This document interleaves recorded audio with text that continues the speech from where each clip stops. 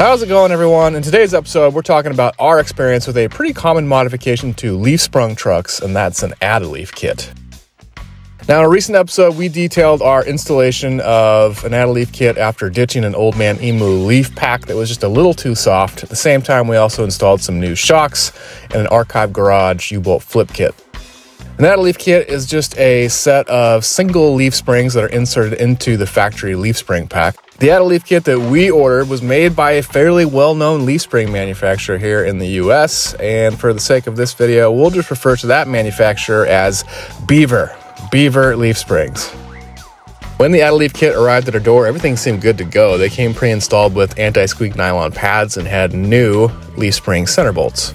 And this is where things get a little interesting. During the installation of the new add-a-leaf kit, I discovered that the leaf spring center bolts that shipped with the kit were actually a smaller diameter than the factory leaf spring center bolts.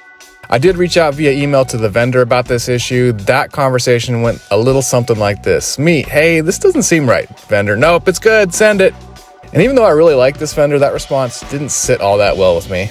You can't order just the leaf spring center bolts from Chevy, so I hopped online and found another truck spring shop that was selling leaf spring center bolts. I ordered a set of 7/16 inch diameter center bolts that were 4 inches long, knowing that I'd have to cut those down after installation.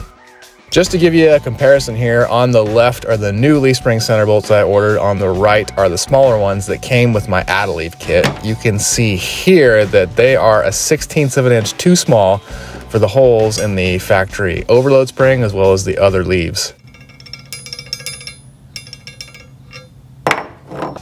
What's also interesting is that I discovered that the head on the leaf spring center bolts that came with the add-a-leaf kit was also a 1/16 of an inch too small in diameter for the hole in the spring perch on the rear axle.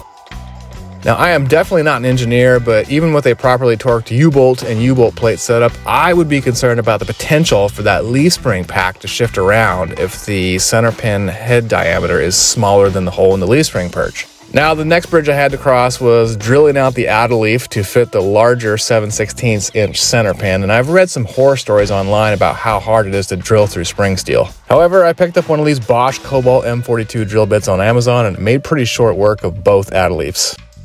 One surprise I did encounter is that the nut on the new leaf spring center bolts is a little larger than factory, so I had to drill out my Archive Garage U-bolt plates to 13/16 of an inch to fit over the new center bolts. With the factory leaf packs and the add-a-leafs reassembled with the new appropriately sized center pin bolt, it was just a matter of torquing everything down and then cutting off the excess U-bolts so that the bump stop wouldn't have any interference issues. I've put about 50 miles on the truck since everything was reassembled, and I will say I'm noticing a little less noise from the rear end, especially as the suspension rapidly unloads or compresses.